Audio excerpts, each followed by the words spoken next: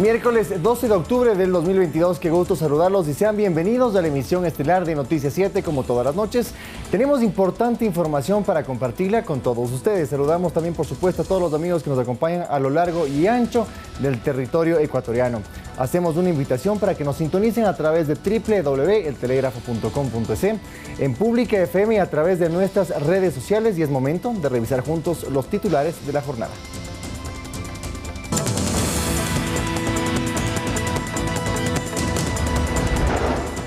El presidente Guillermo Lasso posesionó a Andrés Seminario como el nuevo secretario general de Comunicación de la Presidencia de la República. En los próximos días, la Comisión Interamericana de Derechos Humanos se reunirá con Elizabeth Otavalo para conocer de primera mano el caso del femicidio de María Belén Bernal. Al menos 1,5 kilómetros del río Teteyé en Lago Agrio está contaminado por un derrame de crudo de una línea de Petroecuador. La estatal petrolera asegura que se trata de un sabotaje. En lo internacional, la tormenta Julia ha dejado al menos 28 fallecidos y miles de damnificados tras su paso por Centroamérica. En los deportes, conozca los 100 mejores futbolistas de la historia. El listado lo lidera el argentino Lionel Messi. Empezamos con la información, amigos televidentes. Gracias por siempre estar junto a nosotros. Le contamos que la importancia de efectuar una depuración institucional y una adecuada política penitenciaria son parte de los retos que debe enfrentar el nuevo director del Servicio Nacional de Atención Integral a Privados de la Libertad, SNAI. Por supuesto, Guillermo Rodríguez. Así lo destacan analistas consultados por Noticias 7. Desde este martes, Guillermo Rodríguez inició sus funciones como director del Servicio Nacional de Atención Integral a Privados de la Libertad, SNAI. Rodríguez es el quinto titular de esta institución encargada de administrar las cárceles de Ecuador. Él es un oficial de la policía en servicio pasivo, es abogado y magíster en gestión de riesgo de desastres. Entre varios cargos fue comandante del Grupo de Operaciones Especiales de la Policía, asesor del Ministerio Coordinador de Seguridad y docente de la Universidad Central del Ecuador. Llega a este cargo con varios retos, uno de ellos restablecer el orden en el sistema penitenciario. Destaca Diego Pérez, decano de la Escuela de Seguridad y Defensa del IAEN. Iniciar un proceso de depuración institucional y llevarlo al final, llevarlo a término con contundencia y con certeza, ¿no? Para el excomandante del Ejército, Luis Altamirano, es necesario tener una política penitenciaria clara. Dice que no hay espacio para ensayos. Se está buscando, por ejemplo, en este momento, el incorporar 1.300 a 1.400 guías penitenciarios en procesos de formación reducida.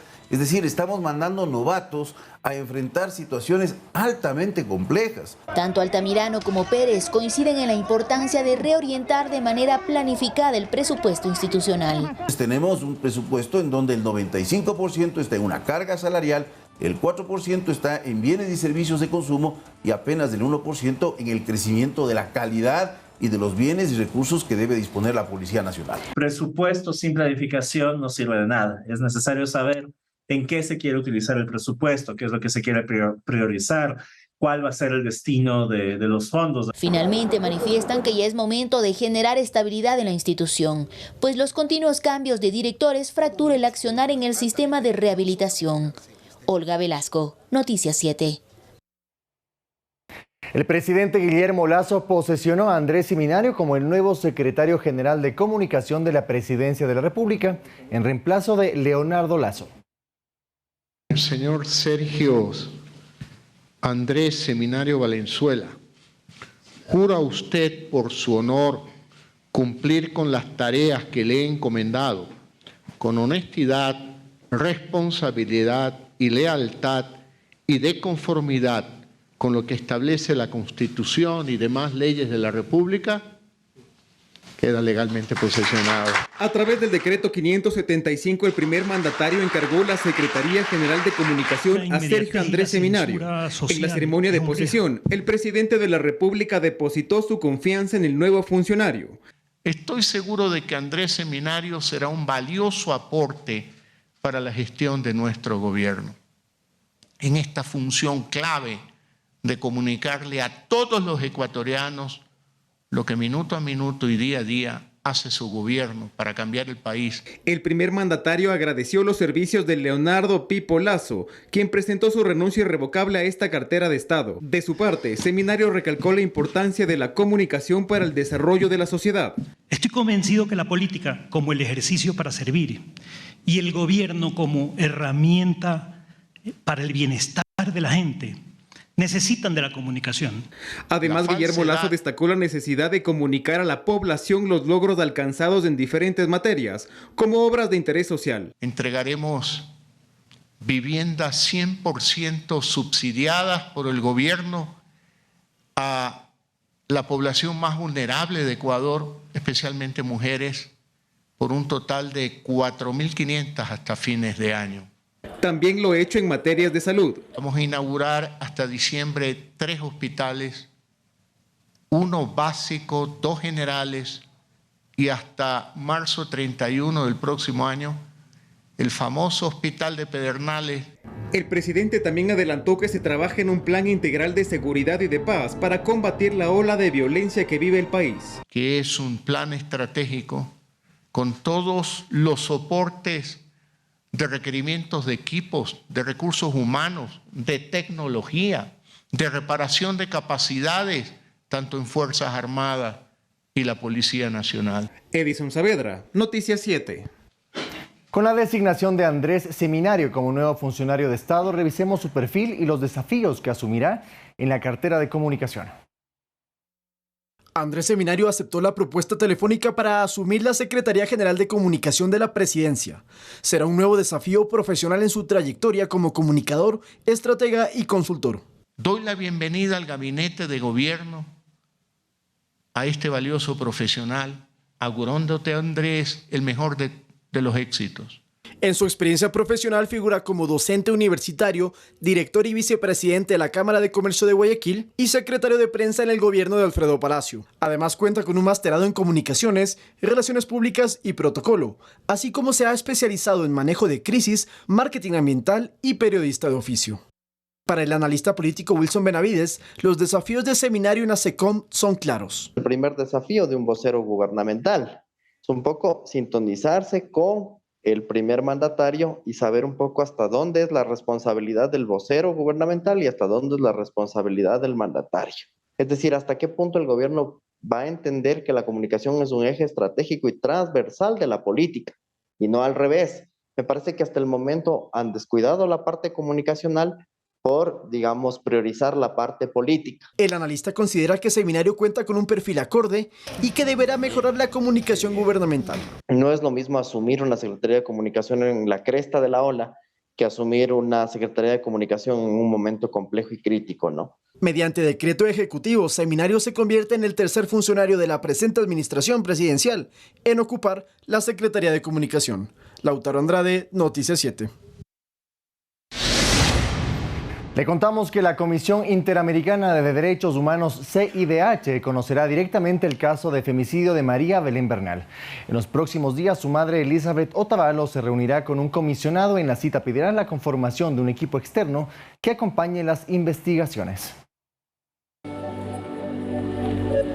A un mes del femicidio de María Belén Bernal, su caso lo conocerá la Comisión Interamericana de Derechos Humanos, CIDH, tras el pedido efectuado por su madre, Elizabeth Otavalo. Así lo confirmó la secretaria de Derechos Humanos de Ecuador, Paola Flores. Van a tener una reunión virtualmente y ellos expondrán qué es lo que necesitan directamente desde la madre de María Belén. Y sobre eso se tomarán las acciones necesarias y se articulará también con el gobierno del Ecuador. Se prevé que en los próximos días el comisionado Estuardo Ralón se reúna con Elizabeth Otavalo, quien ya tiene un pedido claro. Se haga un equipo multidisciplinario para las investigaciones, que sea un seguimiento. Yo necesito tener más claridad, necesito que las instituciones internacionales me ayuden. Otavalo resalta que existen vacíos en la investigación y el principal sospechoso, la pareja de su hija, sigue prófugo. Ella pide respuestas. Por ello menciona que hay un equipo de la Fiscalía colombiana que también apoya en el caso.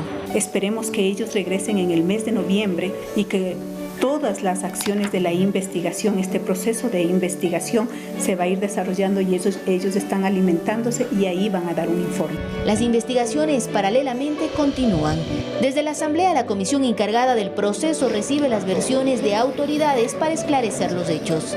Mientras avanza el proceso administrativo al interior de la institución policial, en contra de los 13 oficiales y cadetes, quienes habrían estado la noche del 11 de septiembre en la Escuela de la Policía Enríquez Gallo. Olga Velasco, Noticias 7.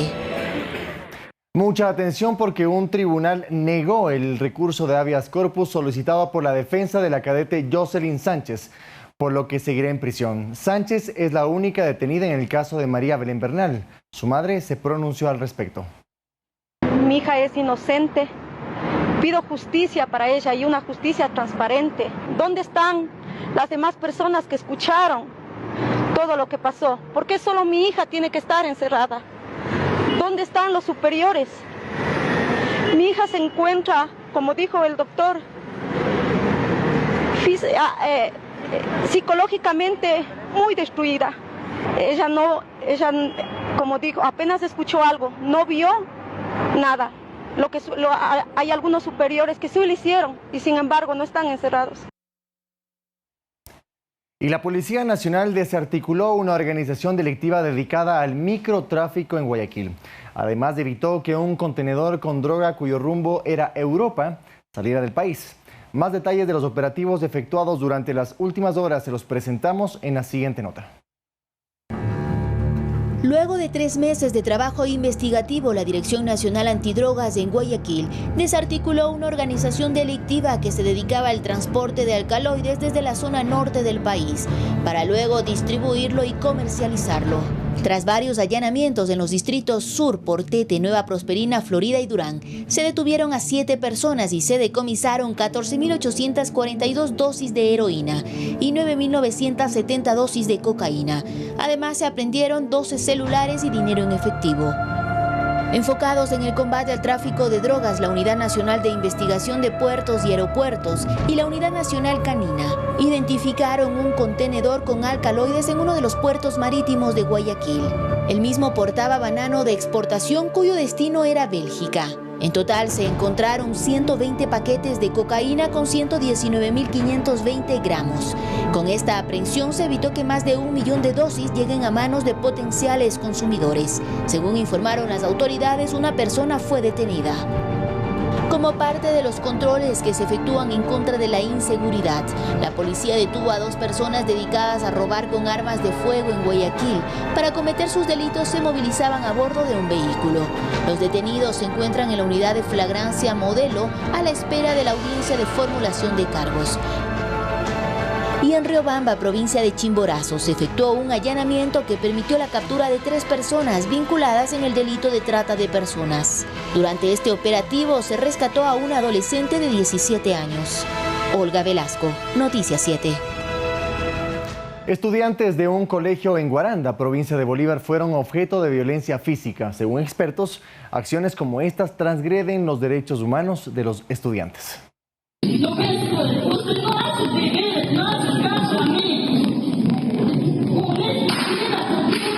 Ocurrió en la comunidad de Simiatug del cantón Guaranda en la provincia de Bolívar. La aparente mala conducta de los estudiantes y el robo de dinero entre ellos habría motivado el castigo. Hombres y mujeres, uno tras otro, eran recostados en una mesa en donde sus padres les daban varios latigazos en el centro de la cancha acústica de la comunidad. Sin embargo, según los estudiantes, algunos de ellos fueron también castigados al interior del colegio. Ocurrió el pasado jueves 6 de octubre en la tarde, luego del horario de clases. Lo que nos muestra el video es que prácticas que parecían superadas de hace décadas siguen presentes. Ese es el problema, que está tan naturalizado el tema de la reacción violenta, dura, de parte de los padres de familia porque en muchos sectores no se entiende que la resolución de dificultades, de problemas, de conflictos, hay otros caminos para solucionar. Adultos mayores recuerdan que hace décadas estas malas prácticas eran utilizadas para corregir a los hijos. Eso sí, porque le garroteaban duro. Con la correa les daban con el ancial. Estas agresiones están expresamente prohibidas por el Código de la Niñez y Adolescencia, actos que son reprochados también por la ciudadanía y expertos. No estoy de acuerdo con ese método de enseñanzas porque estamos en pleno siglo XXI. Y esto nos tiene que interpelar a toda la sociedad en su conjunto, porque el hecho de revelar que estas prácticas son todavía necesarias, lo que nos combina es actuar urgentemente. La paz y el amor genera paz y amor. La violencia genera violencia. El Ministerio de Educación envió un equipo técnico a la comunidad de Simiatug, en Guaranda, para recabar más información. Y a través de su equipo de comunicación informaron que emitirán más detalles luego del informe técnico de la zonal.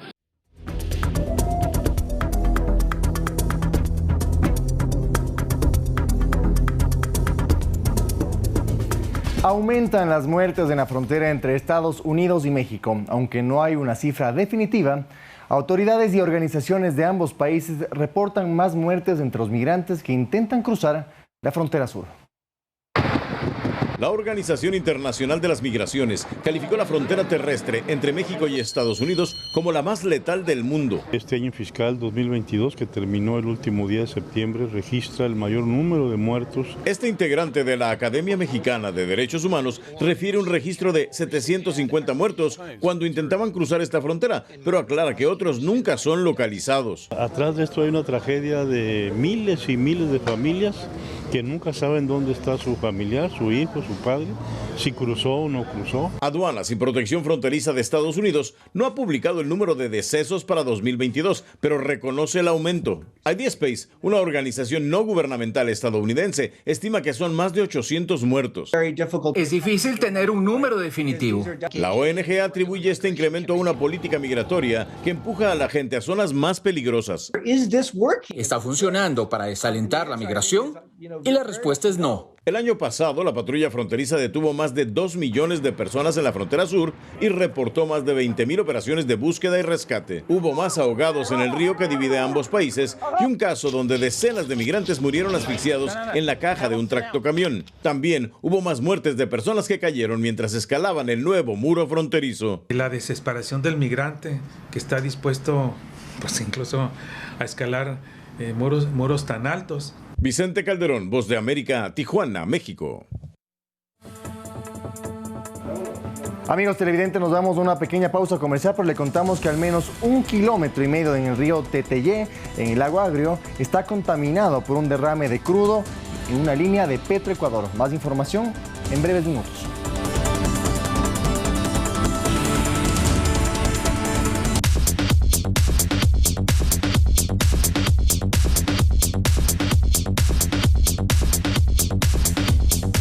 Fanáticos, ¿cómo están? Un fuerte abrazo para todos. En pocos minutos nos encontramos con información deportiva acá en el noticiero. Estén pendientes porque tenemos las novedades de las medallas de oro conseguidas en los Juegos Sudamericanos. Recuerden que no solo hubo de oro, también hubo de plata, porque hoy Ecuador en fútbol terminó cayendo en la final ante la selección paraguaya, pero es una gran actuación. Esto y mucho más, en pocos minutos estaremos junto a ustedes.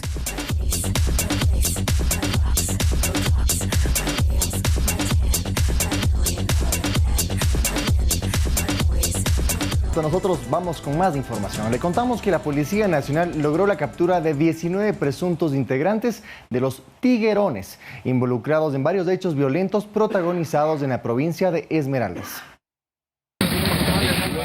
19 integrantes de la agrupación criminal Los Tiguerones fueron capturados y procesados luego de la operación Impacto 172.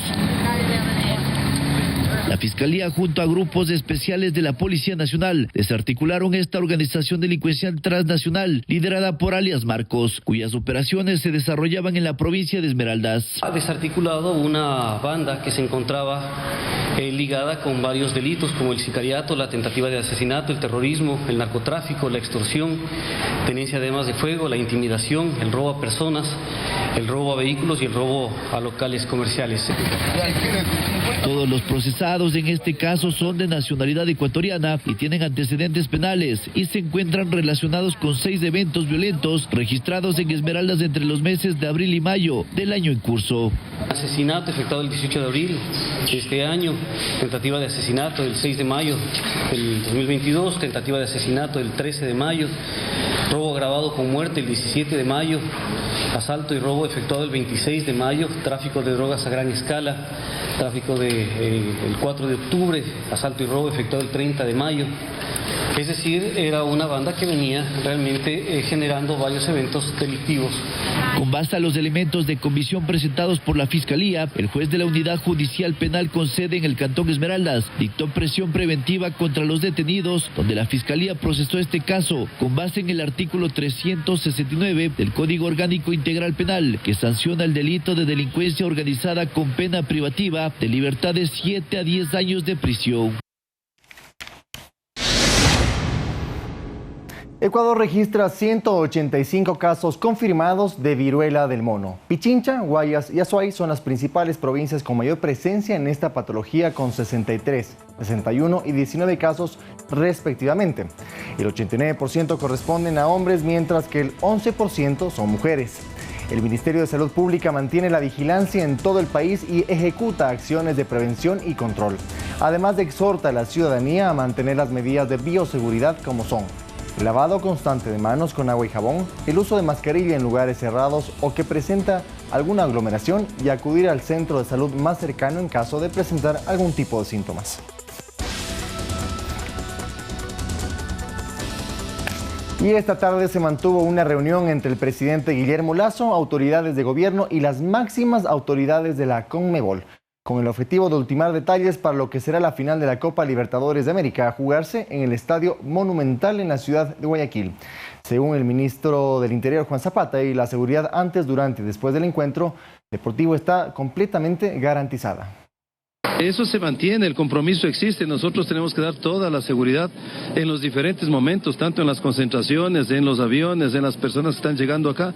Hoy va a haber una reunión también con autoridades de Conmebol, con el ministro de Deportes, así que eso se mantiene y el plan operativo lo vamos a presentar hoy. Sin duda se espera la llegada de muchos visitantes, es un atractivo turístico sin duda para la región y la ciudad debe estar lista para ello. Por lo tanto, por supuesto, es un atractivo turístico, eso renueva y dinamiza la economía no solamente de Guayaquil, sino del país, además que vamos a estar en los ojos del mundo, por lo tanto tiene que estar un plan operativo conforme a esa, digamos, a esa gran responsabilidad que tiene, así que se mantiene absolutamente todo, vamos a tener todo el respaldo de policía y si es que requerimos en algunos puntos, inclusive Fuerzas Armadas, lo haremos.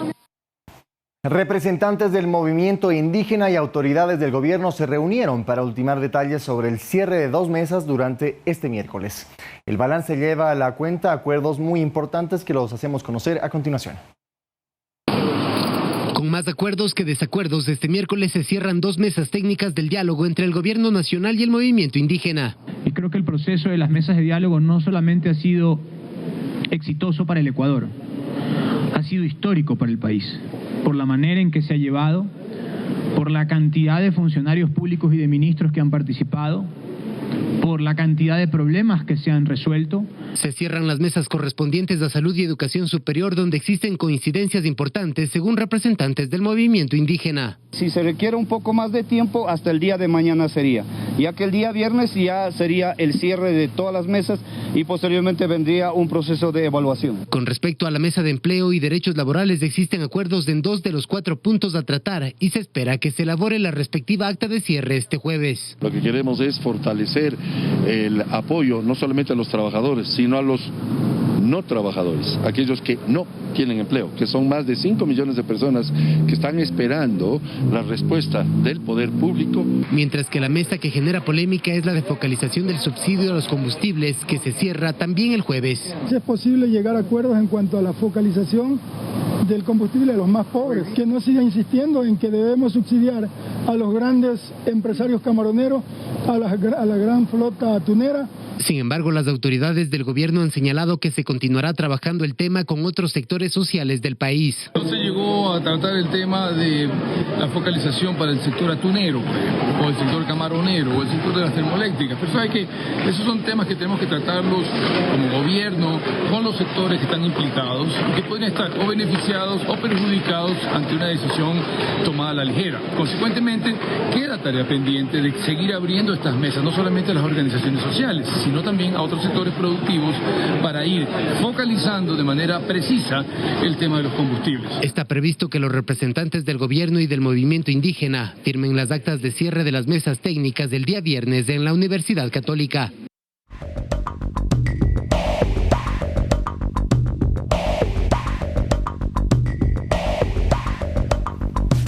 La Corte Constitucional aún no se pronuncia sobre la propuesta de consulta popular que remitió el gobierno y que este miércoles cumplió un mes de ser entregada.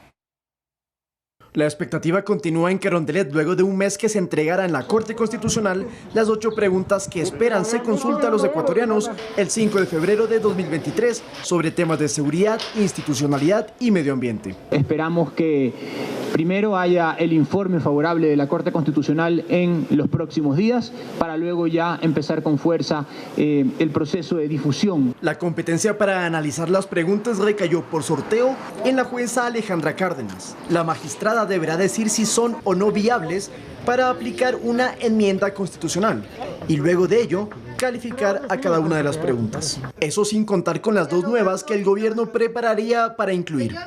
No existe como tal un plazo o un término en el cual se deba pronunciar la Corte Constitucional. En todo caso, la Corte no debería esperar más de diciembre para pronunciarse y así no alterar el proceso electoral de 2023. Lo que hace la Corte Constitucional en un primer momento es determinar la vía. Y a partir de eso, si es que se va a seguir con el trámite de consulta popular, la Corte va a calificar, en este caso, las preguntas, los considerandos que va a ser objeto de un pronunciamiento por parte de los ciudadanos. Según la encuestadora Ipsos, las 8 preguntas tienen aceptación positiva por parte de la población. Con corte al 4 de octubre, las preguntas sobre el apoyo de las Fuerzas Armadas a la policía en combatir el crimen organizado tiene una aprobación del 90%. La extradición de ecuatorianos por crimen organizado transnacional, el 71%. La conformación de un consejo fiscal, el 78%. La reducción de asambleístas, un 85%. El número mínimo de afiliados en las organizaciones políticas, el 81%. Eliminar la facultad de designar autoridades al Consejo de Participación Ciudadana y Control Social, un 65%. La incorporación de un subsistema de protección hídrica y la compensación a comunidades por servicios ambientales, con el 90 y el 88% respectivamente. Pero claro, para nosotros es importante que todas y cada una de las 8 preguntas sean aceptadas. Hasta el final de esta edición, la Corte Constitucional no se ha pronunciado. Lautaro Andrade, Noticias 7. Mucha atención, le contamos que al menos 1,5 kilómetros del río Teteyé en Lago Agrio está contaminado por un derrame de crudo de una línea de Petroecuador. Según la estatal petrolera, ya se contuvo en un 94.5%. Sin embargo, autoridades locales cuestionan la demora en los trabajos. Varias personas que viven en los alrededores del río Teteyé en Lago Agrio están preocupados, puesto que han denunciado la contaminación de las aguas del río debido a un derrame de crudo proveniente de una línea de Petroecuador. Los habitantes del sector rural, los campesinos, utilizan esta agua para el ganado, para una serie de actividades, y que obviamente esta afectación ha generado sin duda alguna una afectación ambiental bastante importante al sector. Según la estatal petrolera, se ha logrado la contención del 94.5%. Esto es cuestionado por la alcaldía de Lago Agrio, puesto que desde la denuncia a la fecha ya han pasado más de 4 días. Porque no puede ser posible que 2, 3, 4 días posteriores a un derrame de esta naturaleza recién se estén generando las acciones correspondientes. Si Petroecuador se demora horas, la afectación es mayor. Si Petroecuador se demora días, por supuesto que la afectación va a ser mucho mayor, ¿no? Según Petroecuador, el derrame de crudo habría sido provocado por un sabotaje. Sin embargo, para el alcalde Abraham Freire, esta no es la primera vez que ocurre. Voy a suponer que Petroecuador tiene la razón, que fue una especie de sabotaje. Bueno, entonces hay que generar un mecanismo que permita minimizar tu sabotaje, porque no puede ser posible que cada que alguien vaya y corte una línea de esta naturaleza vamos a tener los desastres naturales que hemos tenido ahora, ¿no? El derrame ha contaminado al menos 1,5 kilómetros de río, pero podría ser mucho más. Sus habitantes piden que esto no quede en la impunidad. Quieren la respectiva indemnización, que se recupere las plantas, que se recupere el subsuelo y el agua. Las autoridades locales han solicitado a Petroecuador, así como al Ministerio del Ambiente, una copia del plan del manejo ambiental y el plan de contingencia para reparar los daños. A la par, han comunicado a la población que no consume el agua del río y han entregado agua embotellada y kits alimenticios. Edison Saavedra, Noticias 7. Preste mucha atención, el costo de las gasolinas de alto octanaje disminuyó para este mes.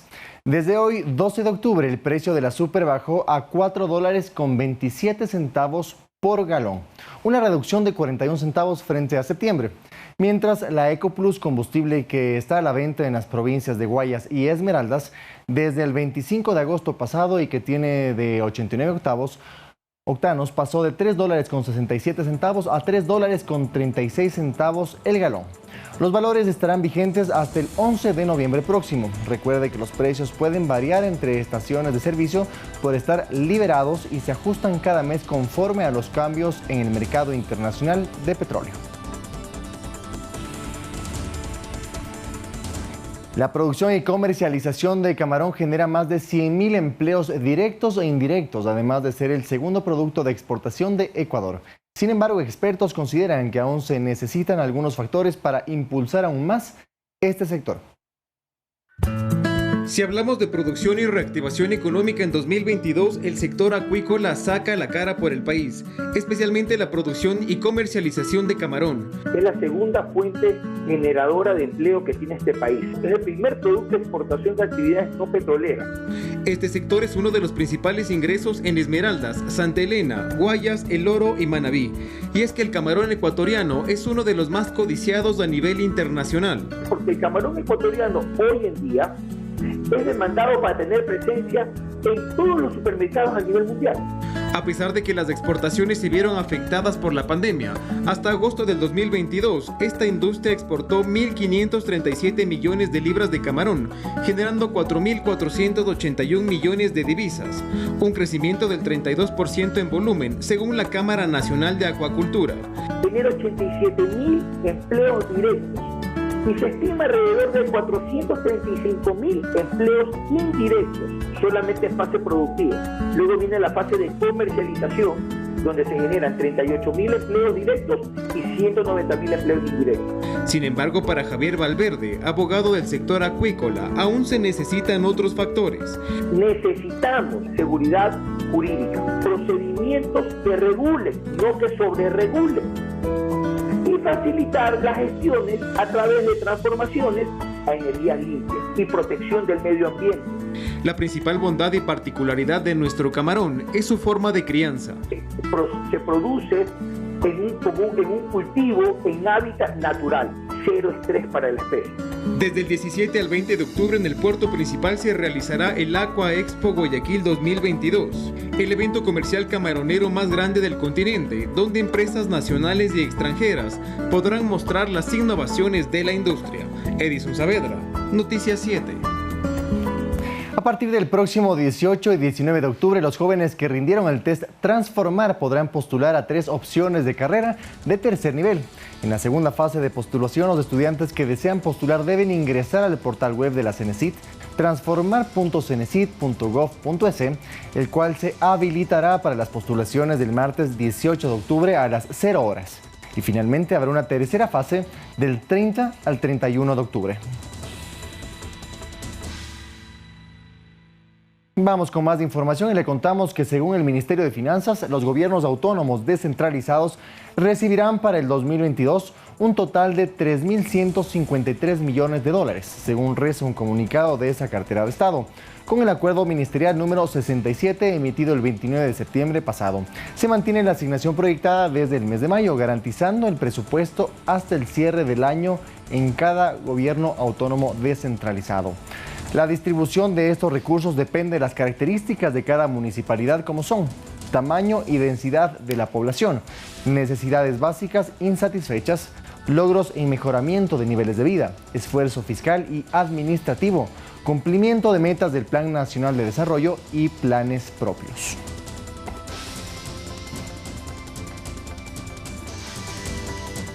Le contamos que ahora los adultos mayores y personas con discapacidad también podrán realizar su solicitud de devolución del IVA por Internet.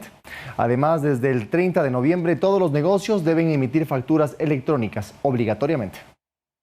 Desde este 18 de octubre, las personas adultas mayores y personas con discapacidad tendrán un cambio para realizar el proceso de devolución del IVA.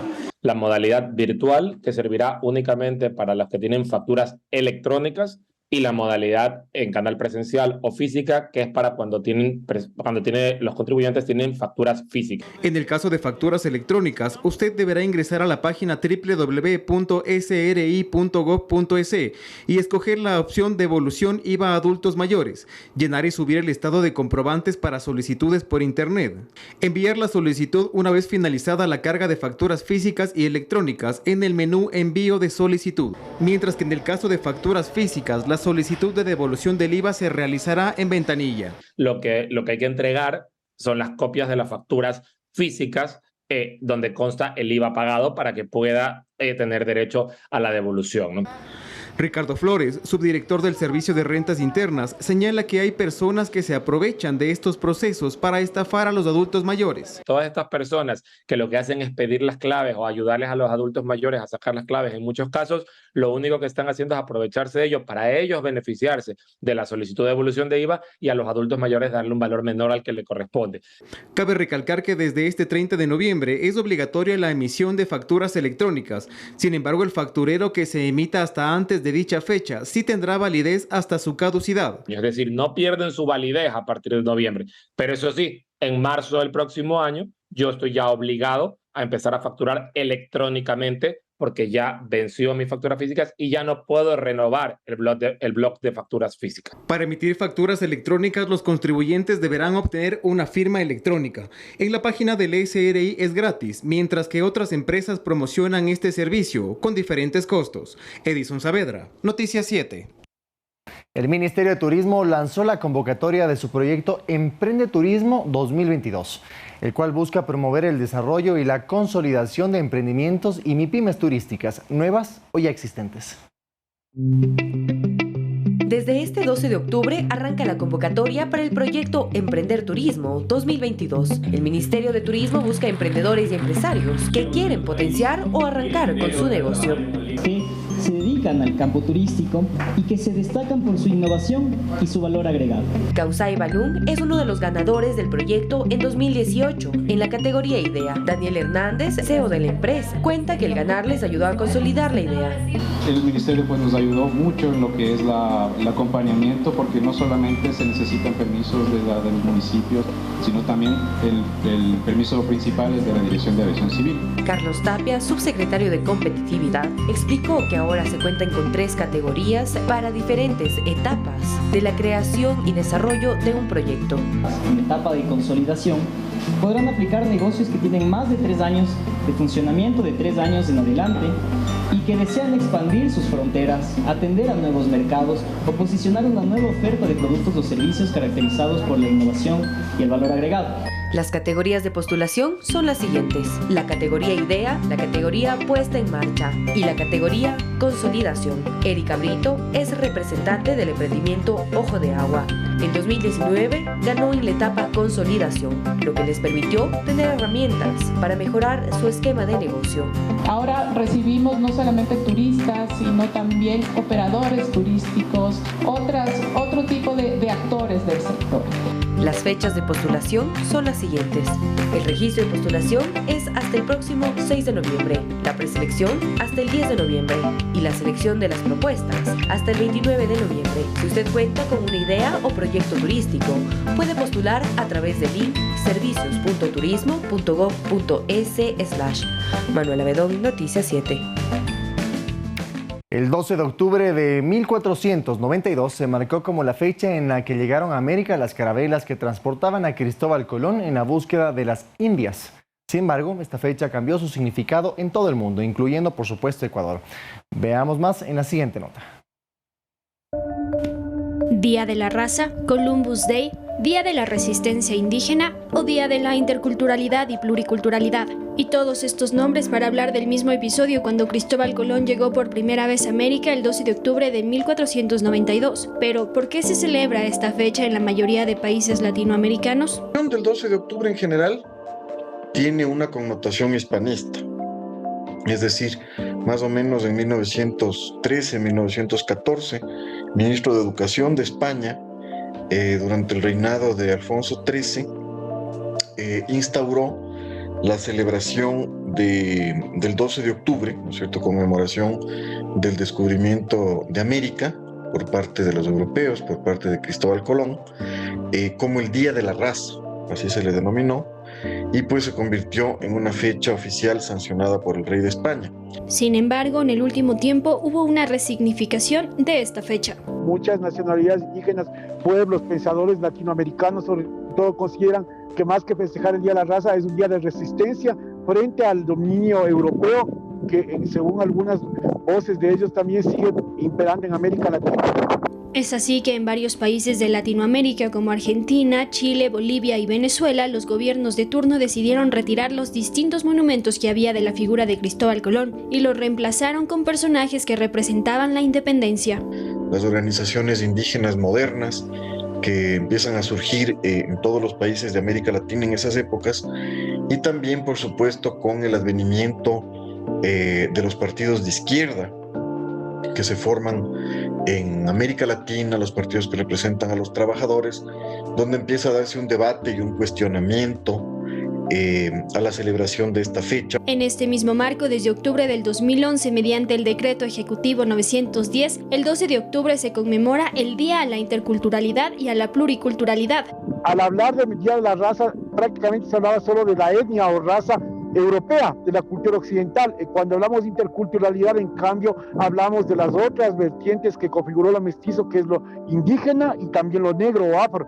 Actualmente en Ecuador existen 17 pueblos y nacionalidades ubicadas en la costa, sierra y Amazonía.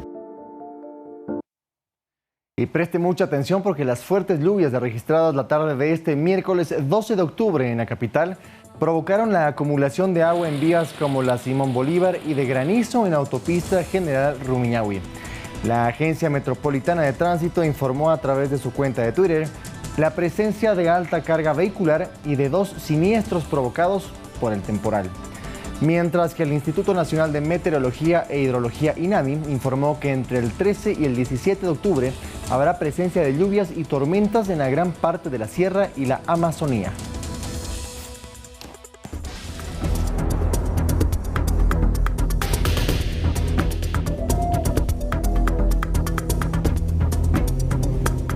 La tormenta Julia deja un saldo de al menos 28 fallecidos y miles de damnificados a su paso por Centroamérica.